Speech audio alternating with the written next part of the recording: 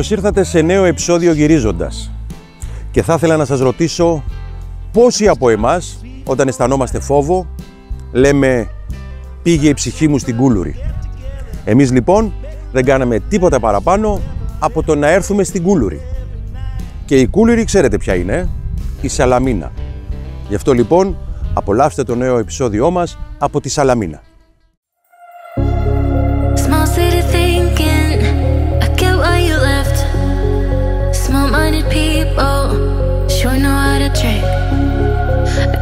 Η Σαλαμίνα είναι το μεγαλύτερο νησί του Σαρονικού και το πιο κοντινό στις ακτές της Αττικής. Έχει μήκος ακτών περίπου 100 χιλιόμετρων και πληθυσμό 37.000. Είναι η πατρίδα του ομηρικού Έαντα και του μεγάλου τραγικού Ευρυπίδη, τόπος διαμονής και δημιουργίας του ποιητή Άγγελου Σικελιανού και φιλοξενίας του Γεώργιου Καραϊσκάκη. Κατά την αρχαιότητα η Σαλαμίνα ήταν γνωστή ως Πιτιούσα, Σκυράς και Κυχρία. Σύμφωνα με τη μυθολογία, το όνομα Σαλαμίνα δόθηκε στο νησί από τον Κυχρέα για να τιμήσει τη μητέρα του Σαλαμίνα, που ήταν αδερφή της Αίγινας και μία από τις 50 κόρες του ποτάμιου θεού Ασοπού.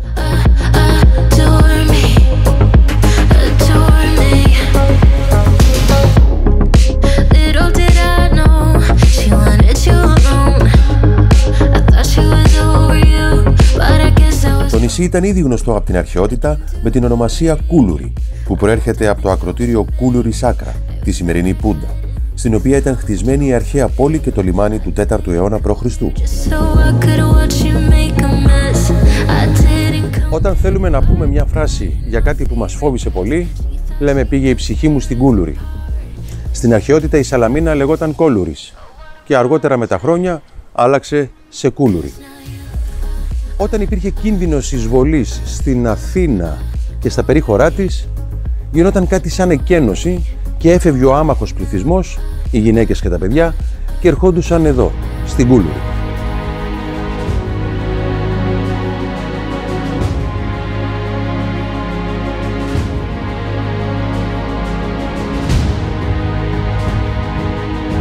Στην παγκόσμια ιστορία είναι γνωστή για τη μεγαλύτερη ναυμαχία των αιώνων που έγινε στο στενό της το 480 π.Χ., από την έκβαση της οποίας με νίκη των Ελλήνων διασώθηκε και αναπτύχθηκε ο ελληνικός πολιτισμός και διαδόθηκε στη Δύση και στον κόσμο.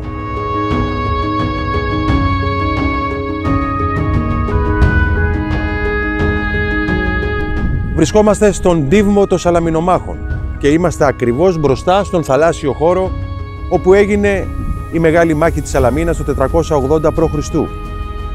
Αντίπαλοι σε αυτή την ναυμαχία ήταν οι Ενωμένες Δυνάμεις των Ελλήνων με 370 πλοία και οι Πέρσες με 1207 πλοία.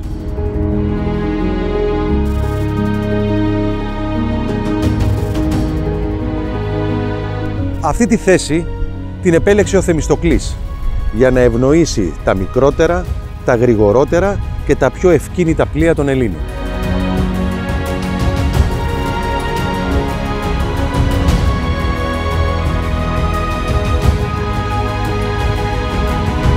Οι Έλληνες κέρδισαν την περσική απειλή και έτσι διεσώθη η δημοκρατία και ο πολιτισμός στη Δύση. Αυτό εδώ το άγαλμα είναι χάλκινο και απεικονίζει τους ήρωες Σαλαμινομάχους και είναι ένα έργο του Αχιλλέα Βασιλείου.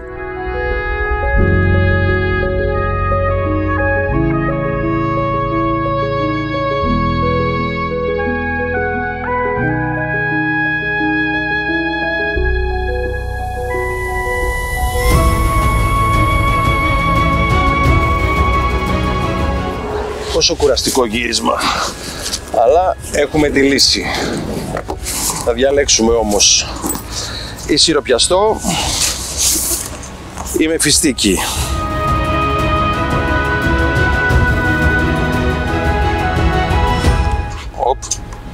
Κάποιος μου έχει πάρει από εδώ μέσα πράγματα.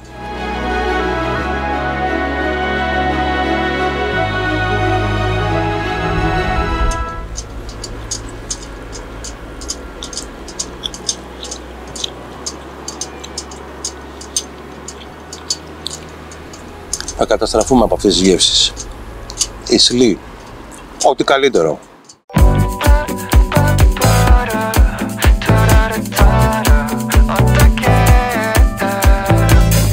Το 1958, μια ομάδα νέων ίδρυσαν τον εξοραϊστικό εκπολιτιστικό σύλλογο Ο Ευρυπίδης με σκοπό την ίδρυση λαογραφικού μουσείου και βιβλιοθήκης. Από το 1998 στεγάζεται στο νέο Δημαρχείο και φέρει το όνομα του Σαλαμίνιου φιλόλογου, λαογράφου και ερευνητή Πέτρου Φουρίκη. Στο μουσείο υπάρχουν πλήθος από λαογραφικά αντικείμενα της ζωής της Σαλαμίνας αλλά και της ιστορίας του τόπου. Μπαίνουμε μέσα στο λαογραφικό και ναυτικό μουσείο, αλλά εδώ θα μας τα πει καλύτερα η κυρία Χριστίνα, που ξέρει και τον τίτλο, αλλά είναι και πολιτικός, για να μας εξηγήσει πού βρισκόμαστε εδώ κάτω από το Δημαρχείο της Σαλαμίνας. Γεια σας και από μένα. Σας καλωσορίζω. Εδώ είναι το Μουσείο Λαϊκής Τέχνης και Ιστορίας του Δήμου Σαλαμίνος.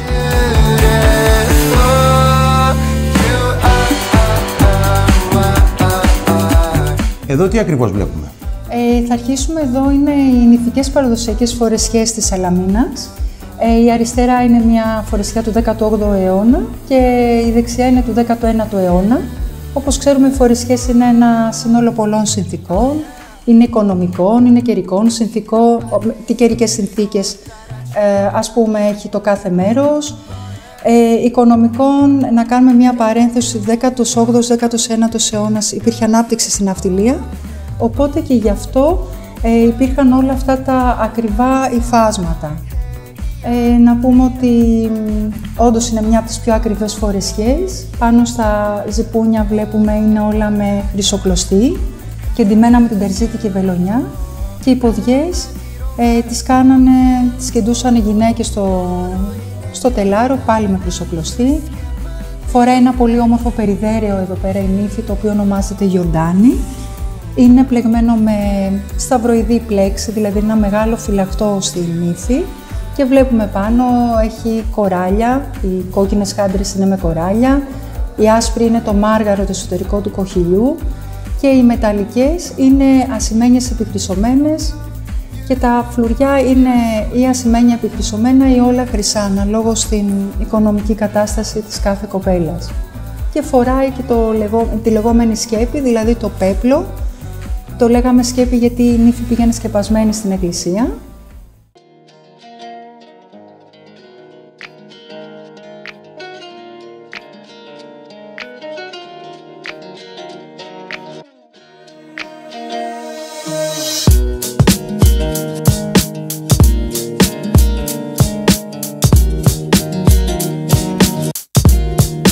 Και αφού περάσαμε τώρα από τις γυναικείες ασχολίες και τις στολές είτε ανδρών είτε γυναικών, ήρθαμε από εδώ που αρχίζω και βλέπω όπλα, βλέπω γραφομηχανές, βλέπω και μια πάρα πολύ ωραία συλλογή με πίνακες. Ναι, αλλάζουμε τη θεματολογία μας. Εδώ είναι μια εξαιρετική συλλογή του Αριστίδη του Γλύκα, ενός σιώτη ζωγράφου.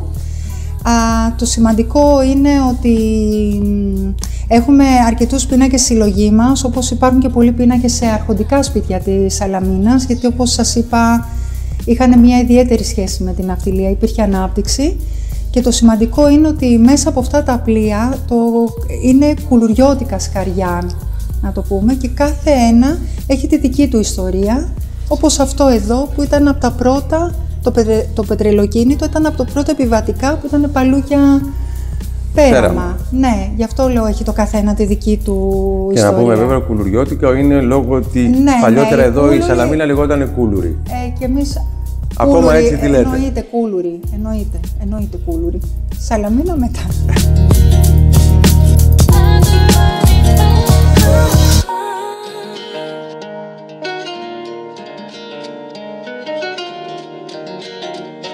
Αυτό εδώ όμως τι είναι εδώ με το ναι και όχι, που αρχίζουμε να ερχόμαστε στις μέρες μας, στις εκλογές, στις δημοτικές. Εδώ και εγώ είμαι αυτοδιοικητικός, οπότε έπεσε το μάτι μου κατευθείαν σε αυτό. Θα το πιάσουμε κιόλας. Λοιπόν, αυτό είναι το ναι. Αυτή είναι οι κάλπες του 1864, είναι το όχι και το ναι. Ήτανε έτσι μέσα. Οπότε πήγαιναν, ο κόσμος έβαζε το χέρι μέσα. Θα σας δείξω. Θα σας δείξω και το ψηφοδέλτιο. Και η νοθεία πήγαινε σύννεφο, ναι. Θα βάζει από εδώ και δεν ήξερες που πάει το χέρι. Είναι όμως και οικολογικό. Ναι, αλλά δεν ήξερες που πάει το χέρι. Αυτές βρέθηκαν στο παλαιό Δημαρχείο της Σαλαμίνας. τώρα μου έχουν πέσει και τα πειράζουν. Και ήταν η σφαίρα η ψήφος, Ναι, η σφύρα που λέγαμε, η σφύρα. Το βόλο. Το βόλι ήταν με μαλακό σίδηρο, συνήθως μολύβι. Αυτή ήταν η ψήφος, για να ξέρετε πώς ψηφίζαν παλιά. Και το καλό ήταν ότι όταν ήταν κάποιος έτσι πολύ φανατικός, το δάγκωνε και έλεγε όχι δαγκωτό, ναι δαγκωτό ή θα σε μαυρίσω. Και πήγαινε, βέβαια ο κάθε υποψήφιος είχε το δικό του, τη δική του κάλπη. Η αριστερά ή δεξιά έριχνε το ψηφοδέλτιο και εδώ είναι ο άβακας που μετρούσανε τους ψήφους. Πόσες ψήφους είχαν μπει μέσα. Οπότε και εγώ ως αυτοδιοικητικός είδα μπροστά στα μάτια μου πως ήταν οι εκλογές το 1864, όπως λέει εδώ και η προθήκη.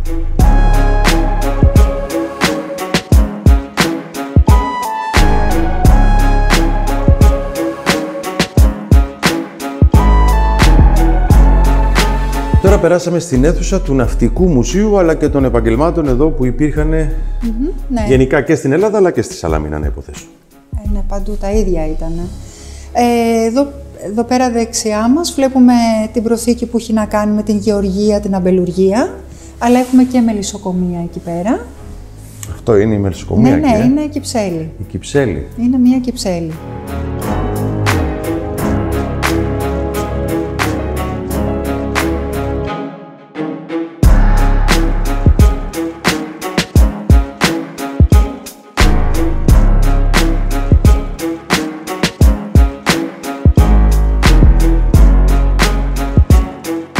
Εδώ ακριβώς τι βλέπουμε? Εδώ είναι μια αναπαράσταση μιας γέφυρας πλοίου.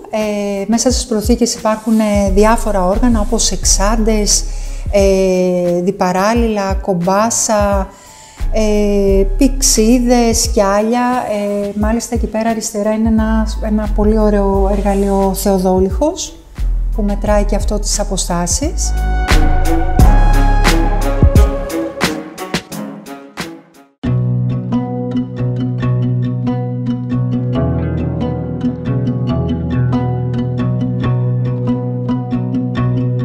Μια αναπαράσταση ενός αρχοντικού του Γαλαίου, ήταν πλειοκτήτης, είναι εκεί πέρα με τα 8 παιδιά του. Έχει μείνει ένα σπίτι που είναι απέναντι από τον Άγιο Μινά, που λένε ότι το είχε σχεδιάσει και ο Τσίλερ. Ναι, ο Ερνέστο Τσίλερ. Το οποίο είναι και εκεί φωτογραφία. Όχι, τώρα ευτυχώς το αναστηλώνουν, είναι φωτογραφία. Ναι. Είναι απέναντι από τη Μητρόπολη ακριβώς. Και γνωρίζουμε ότι και τα πλοία του φτάναν και μέχρι την Οδυσσό. Ναι. Τόσο μεγάλος εφοπλιστής.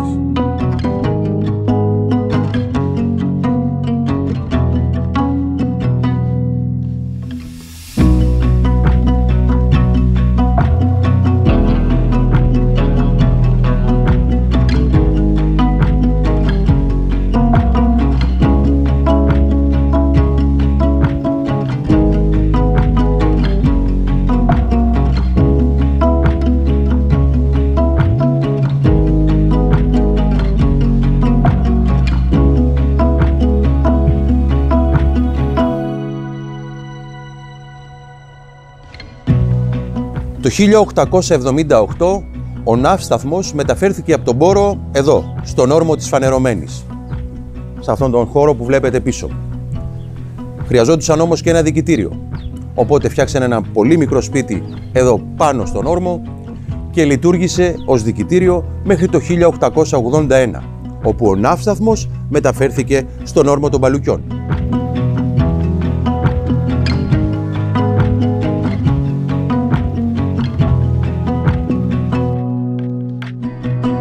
Το 1933 ο Άγγελος Σικελιανός επισκέφτηκε τη Σαλαμίνα και πιο συγκεκριμένα τη Μονή της Φανερωμένης. Αυτή εκεί που είναι πίσω μου. Εντυπωσιάστηκε από το τοπίο και εξέφρασε την επιθυμία να του παραχωρήσουν ένα σπίτι για να μείνει. Εκείνοι λοιπόν του παραχώρησαν αυτό εδώ το σπίτι, όπου έζησε ο Άγγελος Σικελιανός τα τελευταία χρόνια της ζωής του. Αλλά εδώ δημιούργησε το μεγαλύτερο μέρος των έργων του.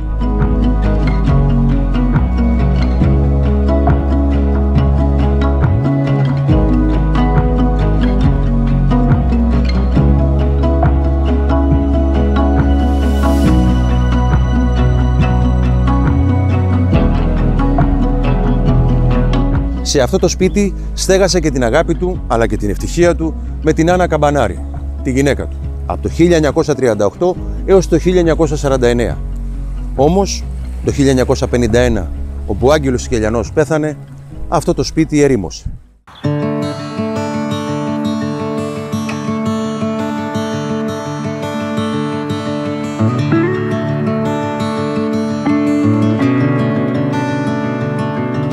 Το 1991, σε εκδήλωση που έγινε εδώ προς τιμήν του Άγγελου Σικελιανού, η γυναίκα του Άννα εξέφρασε την επιθυμία το σπίτι να αναστηλωθεί και μάλιστα να προσφέρει πολλά δικά τους προσωπικά αντικείμενα ώστε να λειτουργήσει ως ένα μικρό μουσείο.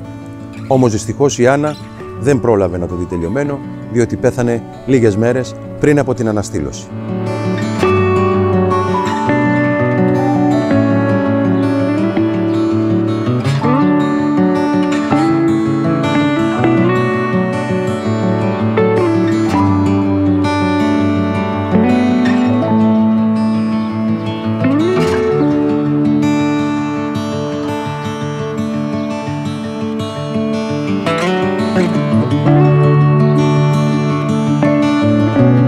Η Ιερά Μονή Φανερωμένης, ακριβώς απέναντι από το σπίτι του Άγγελου Σικελιανού. Αυτή τη μονή την ίδρυσε ο Λάμπρος Κανέλος, που ήταν από τα Μέγαρα. Και είδε 3 φορές τον ύπνο του, όπως λέει η παράδοση, ότι η Παναγία τον πρόσταξε να πάει στη Σαλαμίνα, στα ερείπια της παλιάς μονής και να πετάξει το πανοφόρι του στη θάλασσα και να περάσει απέναντι. Εμείς δεν θα το κάνουμε αυτό, εμείς θα περάσουμε μέσα στην Παναγία τη Φανερωμένη. Πάμε.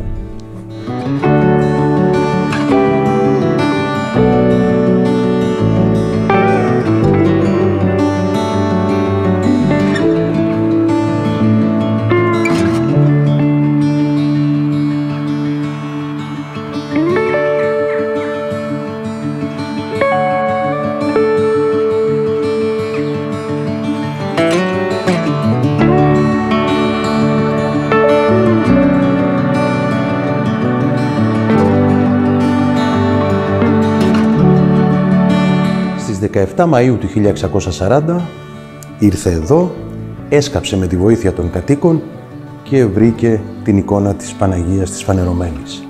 Αυτής ακριβώς εδώ, της εικόνας που βλέπετε.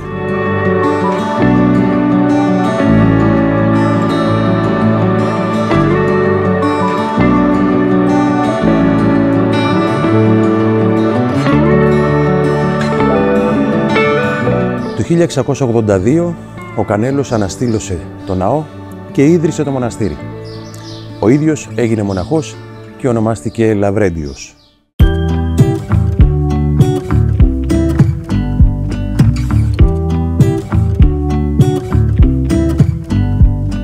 I pull into your driveway, it's a Saturday night. You look like $1 million wearing that dress. Ο μοναχός Λαβρέντιος πλέον απεβίωσε στις 6 Μαρτίου του 1707 και ετάφη εδώ, σε αυτό το μοναστήρι. But I will make you forget all your sorrows. Let go like there's no tomorrow. Let's have a drink, just relax. All your problems will fade. If you're ready for a good time, count on me. There's a party in the backyard, dance your problems away. I'm all about the good vibes. I know you're all about the good vibes. Είμαστε μέσα στον ιστορικό Ιερό Ναό του Αγίου Δημητρίου, εδώ στη Σαλαμίνα, και κάθε σημείο του είναι και ένας θησαυρός. Έχουμε τη χαρά όμως να μας ξεναγήσει ο Δημήτριος Κουρζής, ο οποίος είναι ο πρωτοψάλτης και ο ξεναγός εδώ του Ιερού Ιστορικού Ναού. Ο ναός έχει τον τίτλο του ιστορικού για το λόγο του ότι πρώτη θεμελίωση έχει το 1695, δεύτερη θεμελίωση το 1805.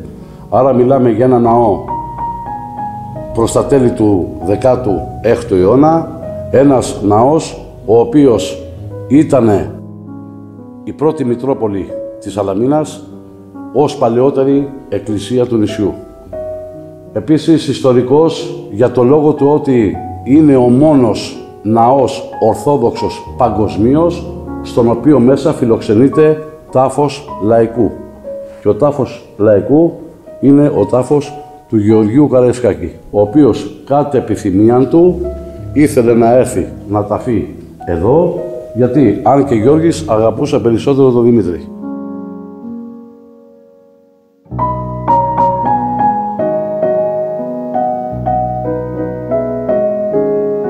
Εδώ ακριβώς βρισκόμαστε σε ένα ιερό λείψανο που θα μας πει ο Δημήτρης τι ακριβώς είναι αυτό.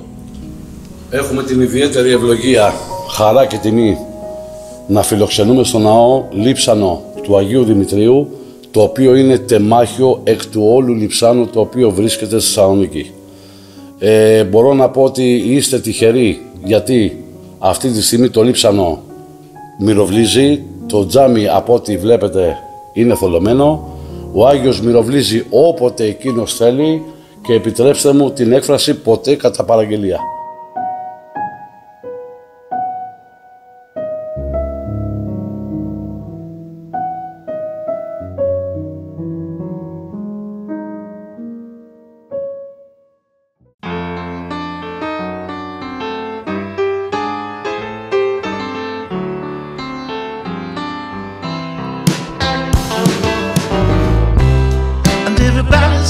Βρισκόμαστε πάρα πολύ ψηλά εδώ στην πόλη της Σαλαμίνας, στο λόφο Πατρίς, που είναι μια παραφορά της λέξης battery, που σημαίνει πυροβολείο. Εδώ, κάπου μάλλον εδώ, υπήρχε ένα καταφύγιο όπου πήγαιναν οι γυναίκες να προστατευτούν από τους Γερμανούς. Και μέσα σε αυτό το καταφύγιο κάνανε μια ευχή, ότι όταν θα φύγουν γρήγορα οι Γερμανοί από την πόλη της Σαλαμίνας, θα εκπληρώσουν ένα τάμα, να φτιάξουν αυτήν εδώ την εκκλησία, την Παναγία της Ελευθερότριας. Το 1998 ο Δήμαρχος Μακρύς εκπλήρωσε αυτό το τάμα και έφτιαξε αυτή την εκκλησία. Ο λόγος ήταν ότι μέσα σε εκείνες τις γυναίκες που προσεύχονταν να φύγουν γρήγορα οι Γερμανοί ήταν και η δική του η μητέρα.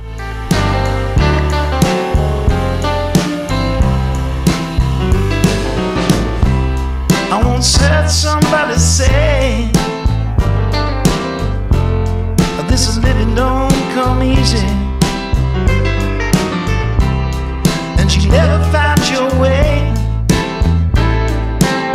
and if you try and walk alone, you're already lost, believe me. And if the word rings true, Είναι σίγουρο ότι μέσα σε μισή μέρα δεν μπορεί να γυρίσει στη Σαλαμίνα. Και εμείς προσπαθήσαμε να κάνουμε το καλύτερο. Ελπίζω μέσα από τις εικόνες που σας δώσαμε, μέσα από τις ξεναγήσεις που σας κάναμε, να σας κινήσαμε λίγο το ενδιαφέρον, ώστε να πάρετε το καράβι και να έρθετε από το πέραμα εδώ, στη Σαλαμίνα. Αλλά χωρίς να έχει πάει η ψυχή σας στην Κούλουρη. Αν σας άρεσε λοιπόν αυτό το επεισόδιο, κάντε ένα like στο βίντεο, κάντε εγγραφή στο κανάλι μου και μέχρι το επόμενο γυρίζοντας να είστε γεροί και αισιόδοξοι.